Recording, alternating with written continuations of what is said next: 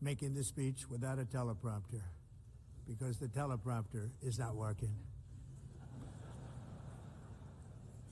I feel very happy to be up here with you nevertheless, and that way you speak more from the heart. I can only say that whoever's operating this teleprompter is in big trouble.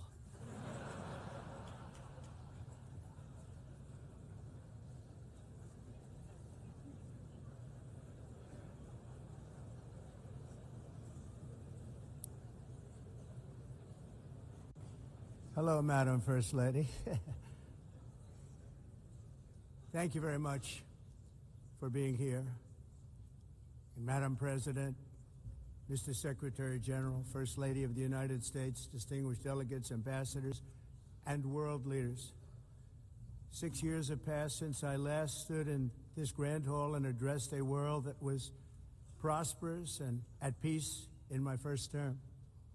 Since that day, the guns of war have shattered the peace I forged on 2 continents. An era of calm and stability gave way to one of the great crises of our time.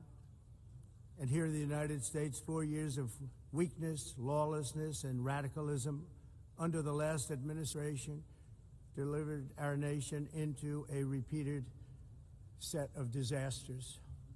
1 year ago, our country was in deep trouble, but today, just 8 months into my administration, we are the hottest country anywhere in the world, and there is no other country even close.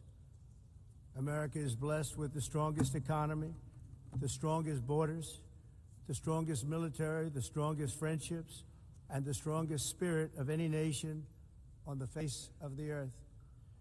This is indeed the golden age of America. We are rapidly reversing the economic calamity we inherited from the previous administration, including ruinous price increases and record-setting inflation like we've never had before. Under my leadership, energy costs are down, gasoline prices are down, grocery prices are down, mortgage rates are down, and inflation has been defeated.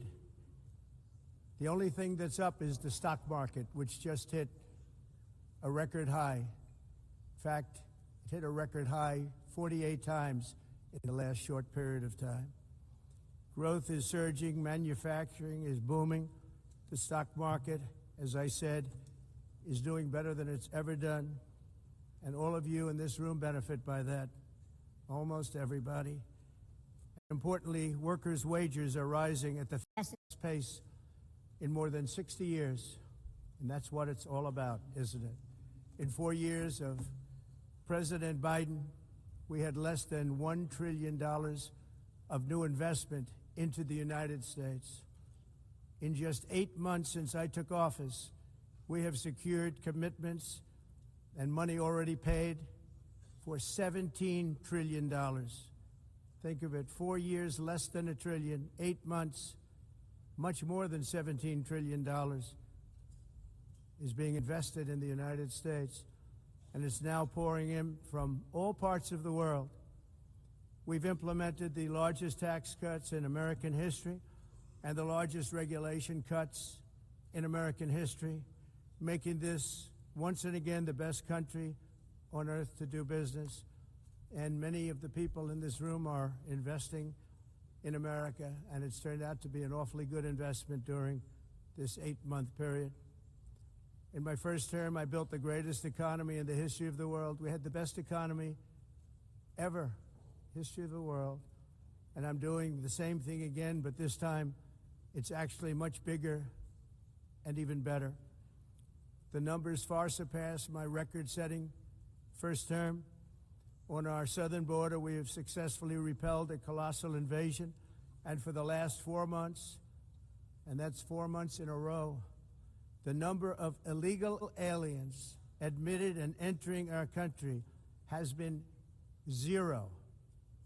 Hard to believe, because if you look back just a year ago, it was millions and millions of people pouring in from all over the world, from prisons, from mental institutions, dealers, All over the world they came. They just poured into our country with the ridiculous open border policy of the Biden administration. Our message is very simple. If you come illegally into the United States, you're going to jail, or you're going back to where you came from, or perhaps even further than that. You know what that means. I want to thank the country of El Salvador for the successful and professional job they've done in receiving and jailing so many criminals that entered our country. And it was under the previous administration that the number became record-setting, and they're all being taken out. We have no choice. And other countries have no choice because other countries are in the exact same situation with immigration. It's destroying your country, and you have to do something about it. On the world stage, America is respected again like it has never been respected before. You think about 2 years ago, 3 years ago, 4 years ago, or 1 year ago, we were a laughingstock all over the world. At the NATO summit in June, virtually all NATO members formally committed to increase defense spending at my request from 2% to 5% of GDP, making our alliance far stronger and more powerful than it was ever before. In May, I traveled to the Middle East to visit my friends and rebuild our partnerships in the Gulf and those valued relationships with Saudi Arabia, Qatar, and the UAE and other countries are now, I believe, closer than ever before. My administration has negotiated one historic trade deal after another, including the United Kingdom, the European Union, Japan, South Korea, Vietnam, Indonesia, the Philippines, Malaysia, and many, many others.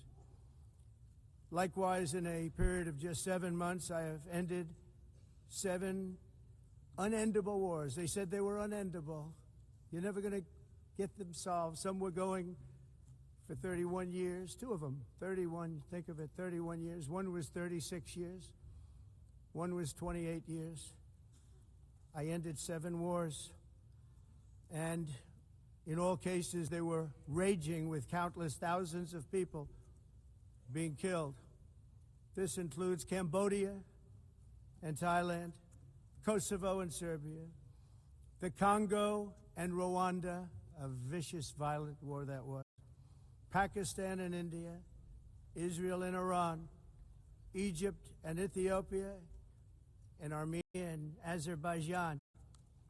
It included all of them. No president or prime minister, and for that matter, no other country has ever done anything close to that. And I did it in just 7 months. It's never happened before. There's never been anything like that. I'm very honored to have done it. It's too bad that I had to do these things instead of the United Nations doing them. And sadly, in all cases, the United Nations did not even try to help in any of them.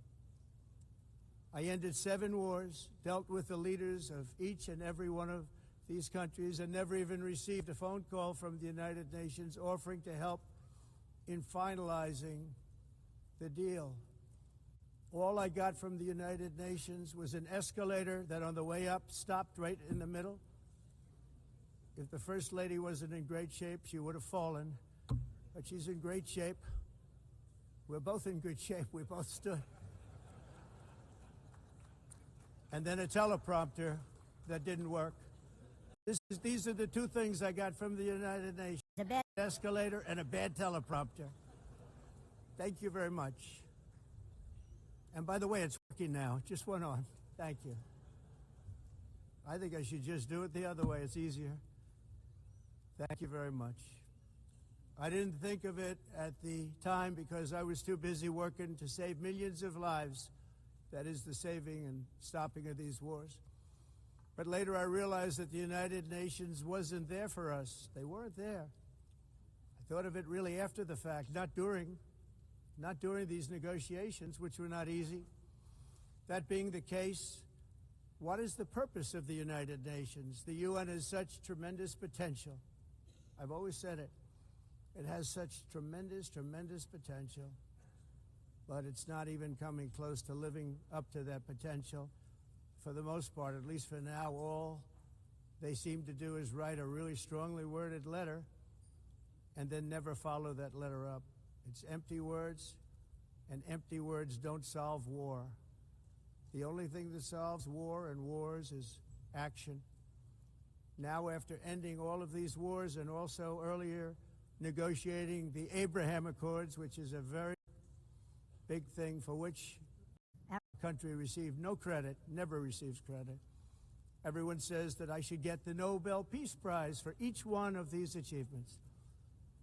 But for me, the real prize will be the sons and daughters who live to grow up with the mothers and fathers, because millions of people are no longer being killed in endless and unglorious wars. What I care about is not winning prizes, it's saving lives. We saved millions and millions of lives with the 7 wars. And we have others that we're working on, and you know that. Many years ago, a very successful real estate developer in New York, known as Donald J. Trump, I bid on the renovation and rebuilding of this very United Nations complex. I remember it so well.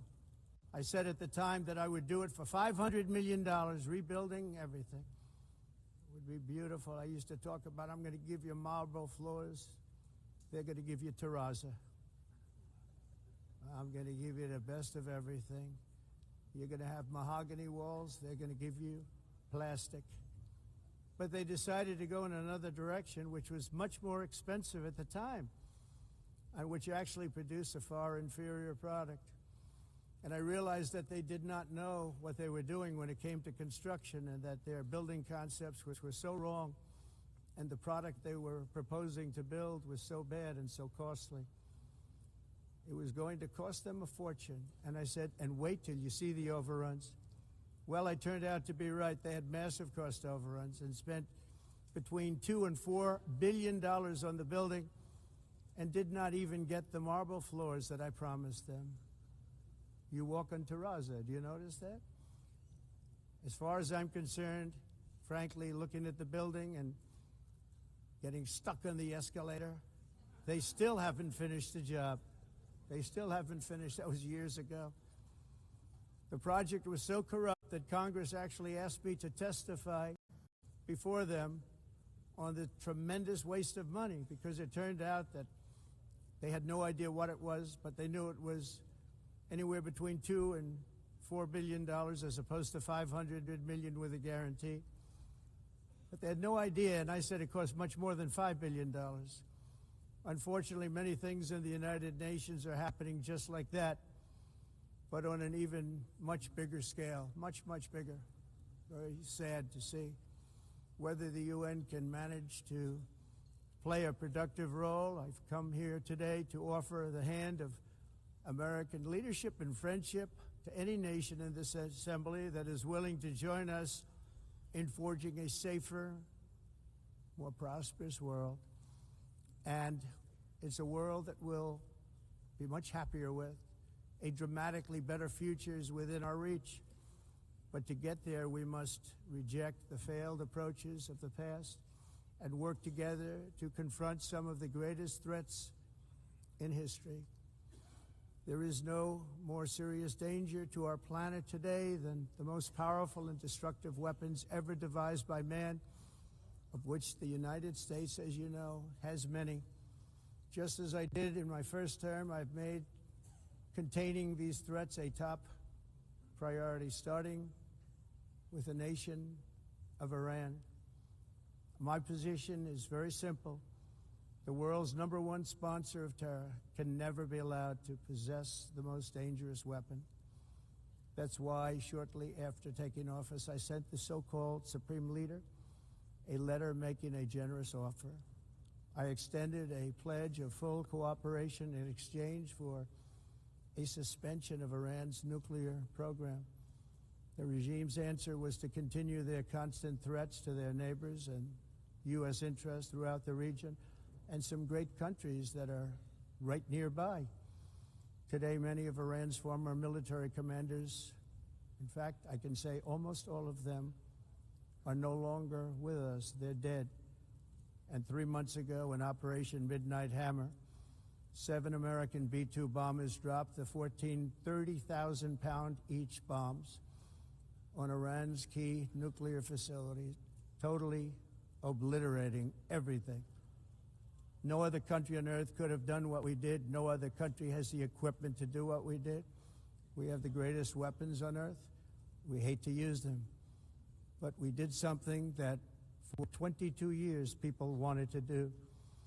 With Iran's nuclear enrichment capacity demolished, I immediately brokered an end to the 12-day war, as it's called, between Israel and Iran, with both sides agreeing to fight no longer.